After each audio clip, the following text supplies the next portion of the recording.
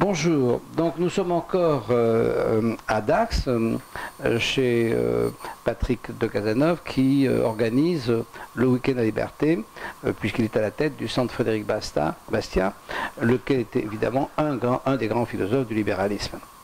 Donc je suis avec maître Jean-Philippe Delsol, qui est avocat fiscaliste lyonnais, dans un très gros cabinet, avec une très grande expérience, et qui est aussi l'initiateur de l'IREF, alors dont il va nous parler en deux mots, parce que c'est important. Alors l'IREF? L'IREF, c'est un institut, ce qu'on appellerait en français un laboratoire d'idées.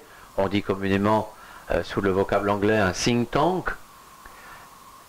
Un institut qui s'intitule l'Institut de recherche économique et fiscale. Et comme son nom le dit, nous avons vocation à faire des recherches, des études, des publications, notamment sur le plan économique et fiscal, mais avec une vision d'ensemble de la société qui est une vision libérale. C'est un think tank européen. Nous avons un conseil d'administration dans lequel nous avons 8 nationalités représentées. Et nous publions, alors en particulier en France, une lettre hebdomadaire sur Internet. Chacun de ceux qui sont intéressés peuvent aller voir. Vous allez sur Google, vous mettez IREF et tout de suite ça apparaît. Ça c'est bien, voilà. C'est IREF.org, mais tout de suite vous mettez IREF sur Google, ça apparaît tout de suite. Et vous pouvez vous abonner gratuitement. C'est très facile, vous aurez la page de l'IREF, vous mettez votre adresse email et vous serez abonné. Alors nous nous rencontrons, enfin j'ai le plaisir et l'honneur de vous interviewer pour le compte du club Frédéric Bastiat, du cercle Frédéric Bastiat. Nous aurions tant de choses à nous dire directement, mais je ne vais pas envahir, perturber cette interview. Nous en parlerons à côté de la partie fiscale, de ce que ça représente. Cette interview sera aussi sur mon blog, et ceux qui sont sur mon blog savent à quel point je suis engagé fiscalement. Mais nous n'allons pas parler de ça aujourd'hui, peut-être on aura le plaisir d'en parler une autre fois. Voilà. Donc nous allons parler de ce que vous avez dit, puisque vous êtes déjà intervenu. Votre intervention d'ailleurs a été vraiment de très grande qualité, et elle tournait autour de la justice. Elle tournait autour de la justice, et de la justice dans laquelle vous avez expliqué le droit, votre vision du droit. Et moi j'aurais à vous dire, j'aurais à vous poser la question que je vous ai d'ailleurs posée, entre ce que vous dites et ce que vous pensez de la justice, qui est quelque chose qui serait tellement formidable, et puis la réalité que nous vivons, nous justiciables, parce que moi je suis un justiciable, j'ai un métier, vous savez, qui me porte à la procédure, puisque je suis promoteur et architecte, donc entre les procès de décennale, etc. Et donc moi je suis face à une justice qui ne réfléchit pas. Je suis face à une justice qui fonctionne avec des protocoles, qui fonctionne avec des schémas tout faits. Je suis face à des magistrats qui doivent probablement faire 10 fois plus de jugements qu'ils ont la capacité intellectuelle de faire, ou la capacité même humaine de faire. Il faut bien que cette machine marche, elle est déjà très en retard, tout en marchant mal, elle peine beaucoup. Donc c'est une grande misère. Alors, qu'est-ce que vous pensez de cette misère de la justice chez nous? Oui, la justice n'est jamais parfaite, mais si précisément je crois que vous êtes un libéral, c'est parce que nous savons que la nature de l'homme est imparfaite. Et c'est pour ça aussi que nous nous battons contre les idéologues, qui eux croient que l'homme peut être finalement presque parfait.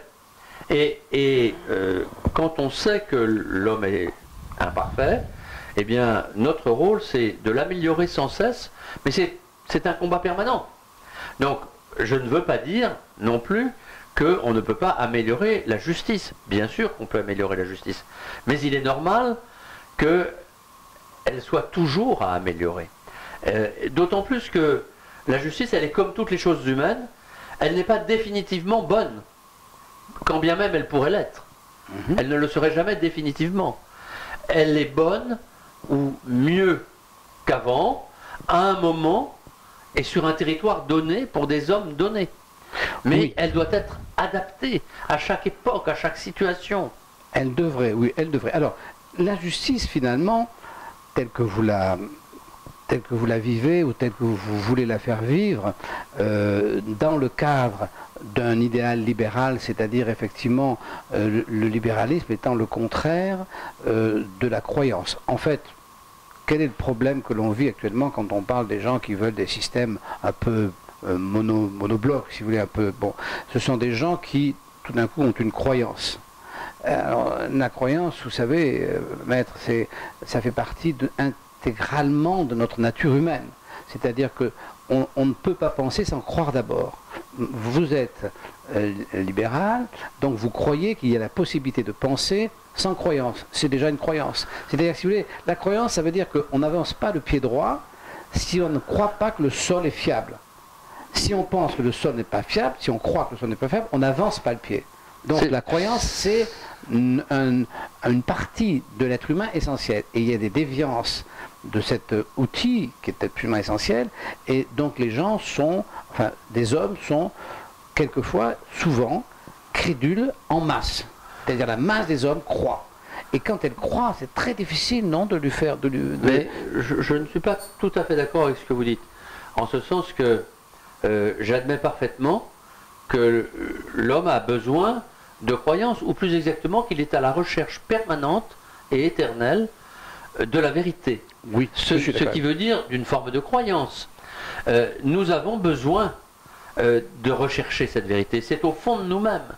Et nous en avons cette soif. Mais, maître, excusez-moi, parce que, évidemment, on pourrait passer des heures avec vous, parce que c'est passionnant. Mais cette vérité, qui est une recherche constante, je suis entièrement d'accord avec vous. Mais cette vérité, elle est effectivement fuyante. Pourquoi? Parce qu'elle n'existe qu'une fois à l'instant T, pour une chose donnée, et puis après elle disparaît. Donc, c'est une espèce de... Oui et non.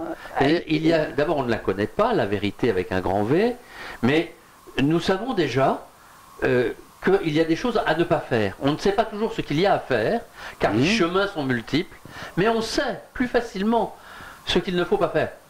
Je vais prendre un exemple un peu schématique, mais on sait très bien qu'un régime qui veut rendre les gens tous égaux, il ne peut y satisfaire qu'en les rendant tous égaux par le bas dans le cadre d'une tyrannie totale.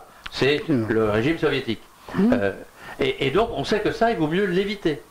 Par contre, les régimes de liberté, qui sont ceux qui ont permis à l'homme de rencontrer le progrès de manière plus forte qu'avant, qui ont permis le développement que nous connaissons en Occident et qui fait que on vit quand même mieux aujourd'hui que quand on était sans dents à 25 ans et avec une moyenne d'âge de 30 à 35 ans. Donc, tout ça, cette liberté, c'est évidemment quelque chose que nous savons être bon. Mais les voies, les moyens de la liberté, nous ne les connaissons pas tous, nous les approchons, nous essayons de les comprendre, de les deviner, de les suivre, mais parfois nous nous trompons. Et c'est un chemin, une marche incessante, avec des essais et des erreurs. C'est ça le libéralisme, essais, erreurs, et avec lesquels on avance, et quand on se trompe, eh bien, on va essayer de raisonner, de sentir aussi, car il n'y a pas que la raison, si on ne peut pas prendre une autre voie. Et ce que je vous dis là est très important, parce que précisément c'est aussi l'une des autres caractéristiques du libéralisme qui fait que nous nous méfions de l'État. Parce que l'État, au fond, qui a grandi de siècle en siècle, et beaucoup surtout depuis le début du XXe siècle, il a grandi sous cette idée fausse, sur la base de cette idée fausse, qui veut que l'État sait mieux faire que nous. Et précisément, dans cette démarche très empirique, mais qui n'exclut pas ce que j'ai appelé la recherche de la vérité, donc une forme de croyance, mais avec infiniment de prudence, vous comprenez bien que c'est un mouvement qui exige beaucoup de flexibilité, une remise en question permanente, ce dont précisément l'État est incapable. Donc, parce que c'est un léviathan, c'est un dinosaure, par définition, c'est-à-dire, vous savez, les dinosaures sont morts quand ils étaient devenus si lents qu'ils sont morts quand la piqûre mortelle qui a été faite à leur queue est arrivé à leur tête après qu'ils aient compris qu'ils avaient été piqués à la queue. Voilà. Oui. Donc ils ne réagissaient pas suffisamment vite pour pouvoir se défendre. Et donc, en fait, quand l'État se trompe, c'est comme un paquebot. Il va mettre énormément de temps à revenir en arrière. Tandis que quand les hommes se trompent, et ils se trompent régulièrement, nous ne disons pas les hommes sont parfaits, nous disons ils se trompent, mais ils peuvent changer, revenir en arrière. Et on peut leur faire comprendre, et on peut mettre en place des règles pour qu'ils n'aillent pas au-delà de ce qui ferait du mal aux autres. J'entends bien, et j'aimerais tout à fait pouvoir être convaincu par ce que vous dites, parce que ça permettrait d'imaginer que, ma foi, les dérapages pourraient être impossibles. Il suffirait effectivement simplement d'avoir un État plus restreint. Mais en fait, il faut se demander pourquoi il y a un État fort, pourquoi il y a des États qui se trompent. La question qui se pose, quand on lit, vous avez évidemment lu Frédéric Bastiat, puisque si vous venez ici, bon, on lit Frédéric Bastiat, bon, c'est un peu suranné, mais on est séduit quand même. Et on le lit avec, on a du plaisir. Il est séduisant, oui, et puis il écrit bien en plus. Il écrit bien, il tombe pas des mains. Bon, j'ai un petit peu, quand même, des problèmes sont un peu anciens, mais c'est très agréable à lire. Le contemporain qui est Karl Marx, à peu de choses près, puisqu'il y a 18 ans d'écart, c'est illisible. Illisible. Le Capital, c'est illisible. Bon. Or, si vous voulez, qu'est-ce qui se passe? Il se passe qu'il y en a un qui est complètement inconnu. Frédéric Bastiat, en dehors des initiés, personne ne le connaît. Et Karl Marx, le monde entier le connaît. Ça veut dire quoi?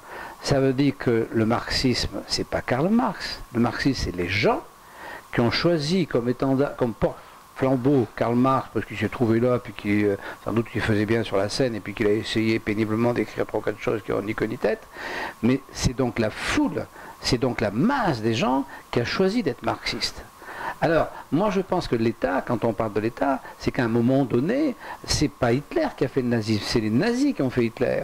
Donc à un moment donné, quand la masse des gens dérape, qu'est-ce qu'on fait, maître? C'est là que ça devient, pour moi... C'est pas tout à fait ça quand même, parce que Hitler, c'est aussi Mein Kampf qu'il a écrit assez jeune, en prison. Oui, mais vous l'avez lu aussi, c'est quand même complètement nul. Mein Kampf, bien sûr, c'est complètement nul.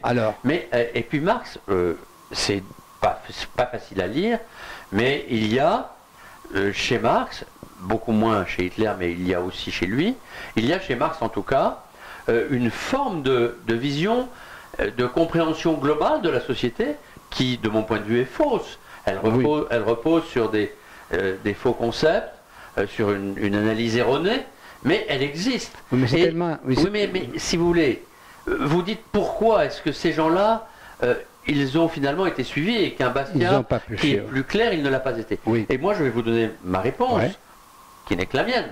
Mais ce que je crois, vous commenciez par là d'ailleurs, c'est qu'au fond, les hommes ont besoin de croyances simples. Ils ont besoin d'avoir une vision dans laquelle ils se sentent complètement à l'aise, ce qu'on appelle des visions holistes, c'est-à-dire des visions qui ont, j'allais dire, une analyse globale du monde et une confusion globale du monde, mais qui mettent le monde comme au fond une histoire d'ensemble, qui a un commencement et une fin, et qui est un cocon pour les hommes. Et beaucoup d'hommes ont besoin d'un cocon. Le libéralisme, c'est l'anti-cocon. C'est-à-dire que le libéralisme, c'est quelque chose qui est difficile, parce que c'est une analyse de la société qui dit aux hommes, dans cette société, il faut vous battre. Et en plus, elle ne leur dit pas, il faut vous battre comme un combat qui va être beau, grand, définitif.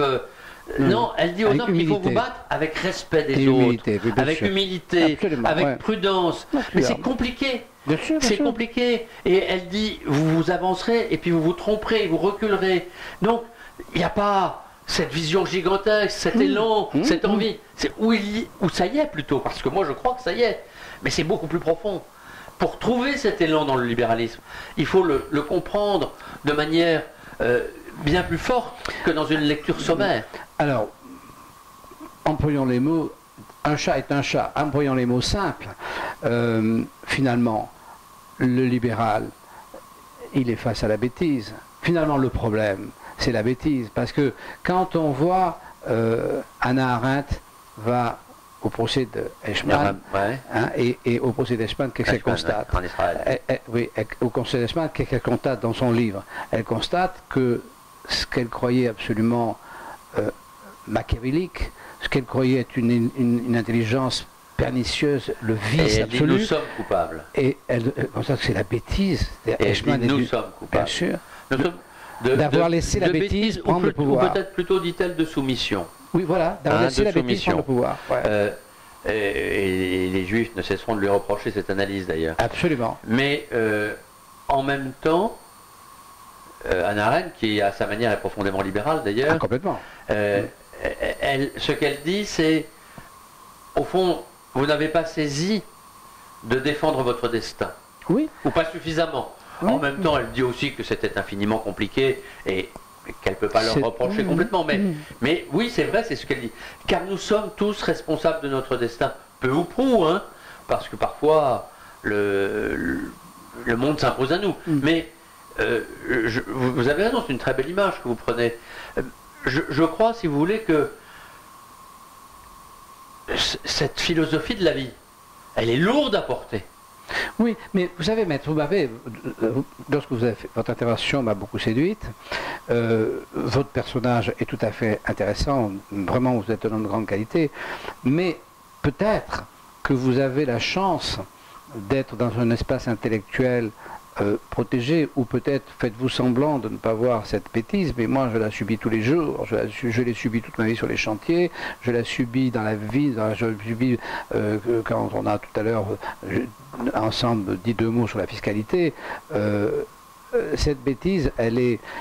La bêtise, je ne la prends pas au sens péjoratif, hein, je la prends au sens, si vous voulez, la bêtise c'est la facilité, c'est pas le mot, c'est pas en rapport avec le QI, on est bien d'accord. Hein. La bêtise, c'est cette espèce de choses molles qui font que les gens se laissent aller à faire des choses qu'il ne faudrait pas faire, mais qui demandent un effort, etc. Pour moi, mais la bêtise, c'est juste notre faiblesse, c'est-à-dire c'est la faiblesse de notre intelligence, c'est la faiblesse de notre courage, c'est la faiblesse de notre amour, c'est la faiblesse de notre volonté. C'est tout ça, ce sont toutes ces faiblesses, et qui sont parfois des faiblesses, j'allais dire congénitales, et puis dans d'autres cas, hélas, et là elles sont plus reprochables en quelque sorte, des faiblesses qui sont juste dues à nos petits abandons quotidiens. Oui, et bien sûr qu'on les voit tous les jours, mais les hommes sont comme ça. Et le libéralisme a cette force aussi de vouloir bâtir une société toujours meilleure, meilleure pour les hommes qui y vivent, en tenant compte de ces faiblesses. Et c'est ça la force du libéralisme. Alors, l'exemple le plus connu, il vient justement de l'analyse des relations économiques d'Adam Smith, qui nous dit que le boulanger ou le boucher ne nous sert pas du pain ou de la viande par gentillesse, mais dans son intérêt. Bien sûr. Mais que c'est dans son intérêt, ce qui est une forme de faiblesse, n'agir que dans son intérêt.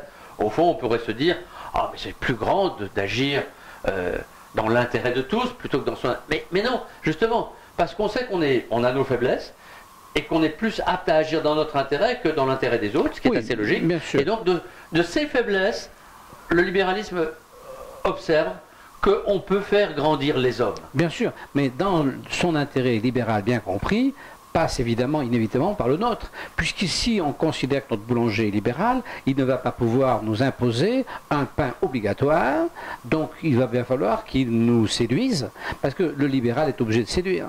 Moi, je pense que la séduction, je dirais la base du libéralisme, puisque c'est le respect du consommateur, moi, ça c'est Von Mises, si vous voulez, qui est quand même, pour moi, mon auteur préféré.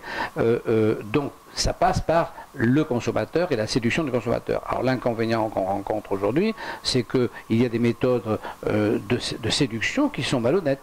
Et que donc à partir de là, évidemment, tout le système s'effondre. Parce que si on vous séduit avec des mensonges, on vous trahit. Et à ce moment-là, les rapports entre les hommes d'intérêt, et donc de séduction et de valeur, sont renversés, puisqu'on va vous faire croire qu'un pain qui n'est pas bon, qui est ou mal fait ou avarié, ou ça, est bon. Et vous allez le prendre comme tel, et après, vous aurez été trahi. Donc le libéralisme, ça demande quand même que tout le monde parlent le même langage. C'est très compliqué, on est bien d'accord. Enfin, je crois qu'on est d'accord là-dessus. C'est effectivement un travail de tous les jours et de chacun.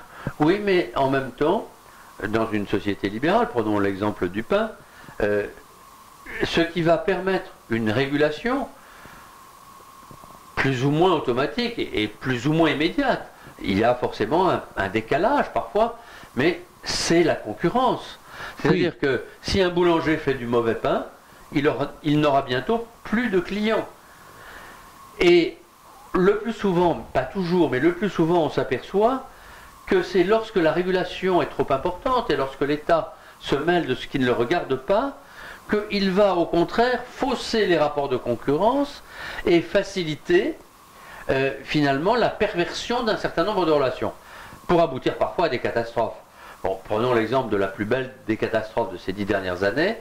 Eh bien, ce sont ce qu'on a appelé les subprimes, c'est-à-dire des crédits offerts, des crédits offerts à des Américains qui n'avaient pas les moyens d'emprunter pour acheter leur maison, et que l'État a poussé les banques à leur offrir quand même, jusqu'à ce qu'ils ne puissent plus rembourser, en même temps que l'État avait poussé les banques qui avaient consenti ces emprunts à les noyer, ça s'appelait la titrisation, dans d'autres produits au sein desquels on ne savait plus ce qu'il y avait, de telle façon que quand ces emprunteurs qui n'y pouvaient rien, qui avaient été poussés à bout par l'État lui-même, par une mauvaise régulation, par une démagogie et par la démagogie à souscrire ces emprunts, n'ont pas pu rembourser, ils ont mis le feu à la planète entière. On est tout à fait d'accord. Écoutez, maître, voilà, alors on était juste là pour vous présenter un petit chapeau, puis vous voyez, on a dérapé parce que c'est tellement... Eh ben oui, voilà, oui, c'est tellement passionnant. En tout cas, voilà, je suis très heureux de vous avoir reçu. Je pense qu'il est bon de savoir qu'il existe comme ça des personnes qui ont un tel engagement moral.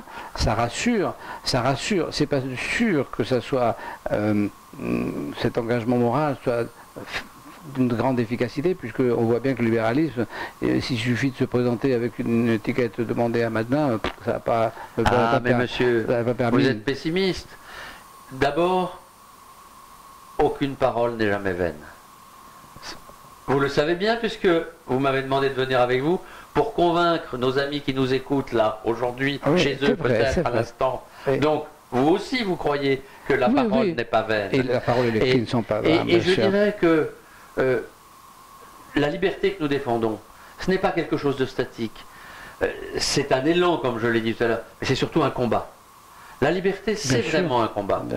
Et donc, c'est le combat de la vérité, ou de la recherche de la vérité, c'est le combat du respect des hommes, et je crois que ce combat, il est très beau par lui-même, et qu'il est beaucoup plus beau même que de s'abandonner à une idéologie, comme on l'évoquait tout à l'heure.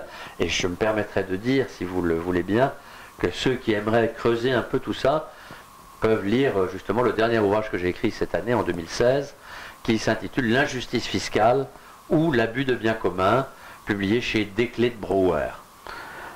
Nous allons conseiller à tous nos amis de lire cet ouvrage. En tout cas, je le lirai, parce que maintenant que j'en connais l'auteur, je le lirai avec beaucoup d'attention. Eh bien, maître, je vous remercie. Et puis, on vous dit à la prochaine fois.